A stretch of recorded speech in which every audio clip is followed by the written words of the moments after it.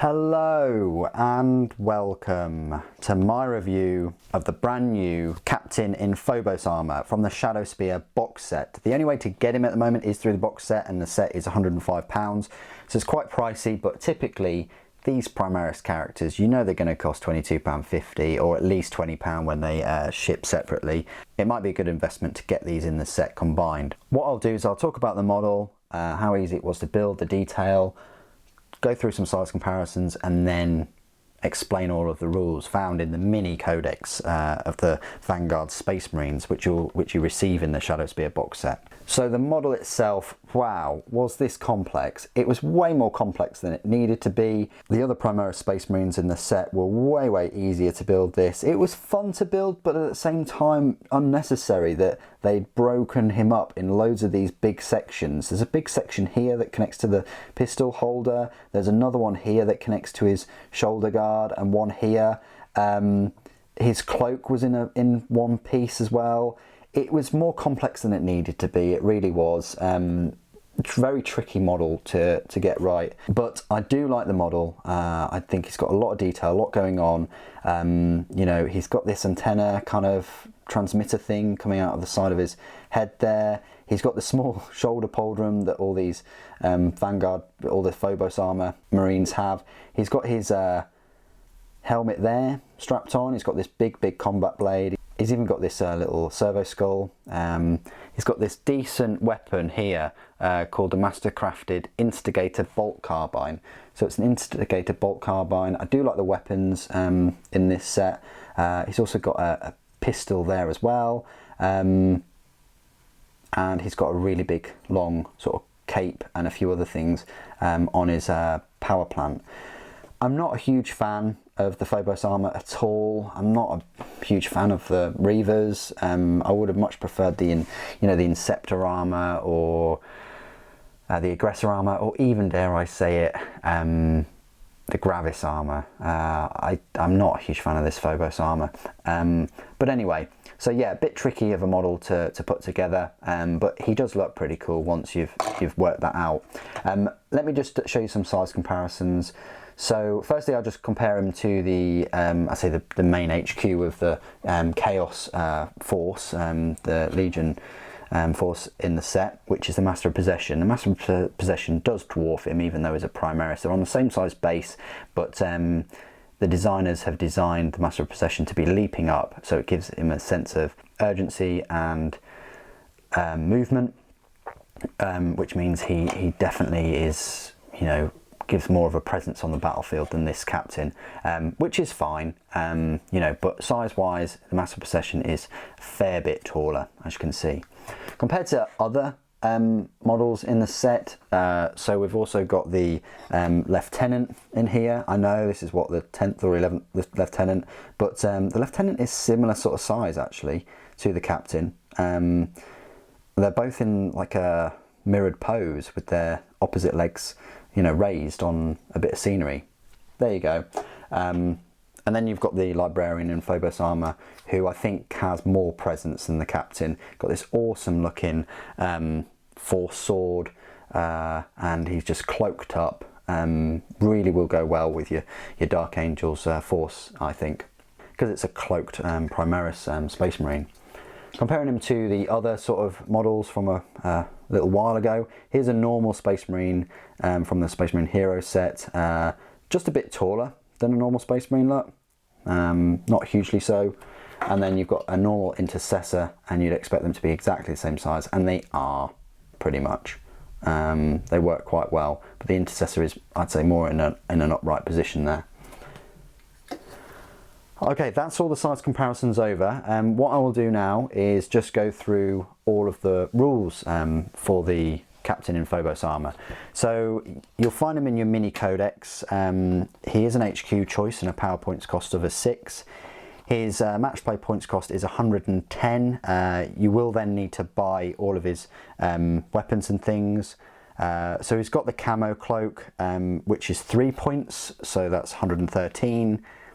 You've got the master-crafted Instigator bolt carbine, which is 6, so that's 119. The bolt pistol and combat knife are both free, and the frag and crack grades are free too. So it's 119 points in total for him, which is a bit pricey. He's definitely more than the Master of Possession, and rightly so, because he does have a better stat line, and I'll go through that now. So his movement speed is 6 inches, his weapon skill and ballistic skill are both 2+, that's fantastic. His strength and toughness are 4, that's fair. He's got 6 wounds though, which is incredible. He's got 5 attacks, leadership 9, and a save of 3+. So his bolt pistol is same as usual, range 12 inches, pistol 1, strength 4, AP 0, and a damage of 1.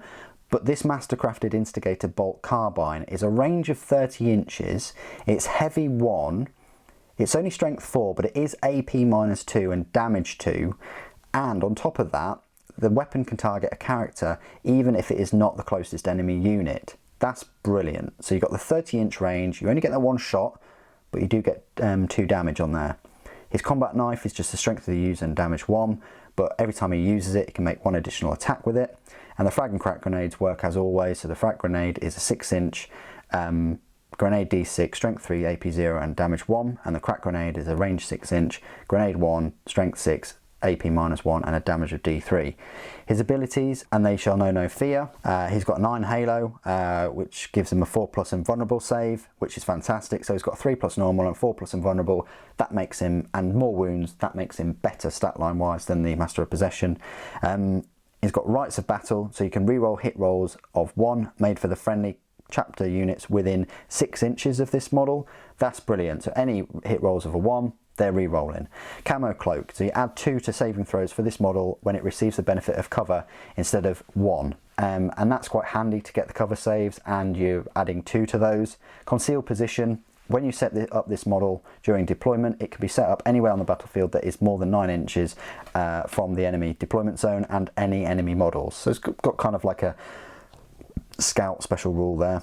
And then finally he's got that Omni-scrambler. Enemy units that are set up on the battlefield as reinforcements cannot be set up within 12 inches of this model. So it just adds that extra range where they can be set up. You know, like Gene Stealer cults can be set up anywhere pretty much. This negates that, and you know, they can't be set up within the 12 inches, so they can't be set up within 9 inches. But he can be set up within 9 inches. So he can set up within the 12, but enemy models can't. It's a bit odd, but anyway. Its keywords: Imperium, Adeptus Astartes, Character, Infantry, Phobos, Primaris, and Captain. So there you go, that is my review of the Captain in Phobos armour.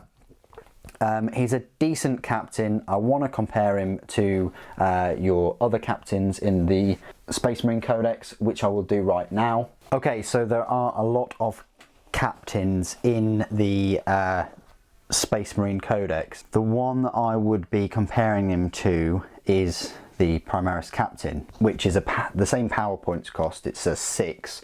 He's 87 points, plus his 6 points of power sword is 93 points. And then his mastercrafted either auto bolt rifle or stalker bolt rifle is either 4 points or 5 points. So let's just say he's got a stalker bolt rifle, which is the heavy 1 weapon. That's 5 points. So he's going to come up at 98 points, which is still cheaper than this Captain in Phobos armour. His stat line compared to a normal Captain is exactly the same. So same weapon skill, ballistic skill, wounds, attacks, things like that. But obviously the mastercrafted instigated bolt carbine, it's a bolt carbine weapon. You get the bolt carbines with the Reavers. It's less range than the Stalker bolt rifle at 30 inch, but it's the same strength, same AP and same damage. However, the instigator bolt carbine can target those characters even if it's not the closest enemy unit. So that's what you're getting there. You're getting less range, but the ability to target characters. What else are you getting with those extra points for the Captain in Phobos armour? Well, you're getting the camo cloak, so you're adding 2 for your saving throws when he's in cover. You're also getting the concealed position, the ability to set him up anywhere that is more than 9 inches from enemy models, and you're getting that omni-scrambler, which means enemy models can't be set up close to him. He's still getting the rights of battle. So it's whether or not you think that weapon is worth the extra points. It's whether or not you think it's worth him getting the extra 2 for the cover saves. I mean, his save is 3+ anyway, guys, and he's got a 4+ invulnerable, many wounds, a standard sort of toughness. He's going to be quite survivable, but if you want to go for the concealed position, the scout kind of look, if you want to go for all Vanguard and Eliminator and Primaris Space Marines, then of course he's going to fit in very well with the rest of the Primaris Space Marine models in Shadowspear. What do you guys think of the Captain in Phobos armour? Do you think he's too expensive, or do you think all of his rules and his abilities reflect that cost and put why you would put him in charge of your Primaris force instead of the normal Primaris Captain? It'd be great to hear from you. Thank you ever so much for joining me today. Thank you for watching. The Emperor protects.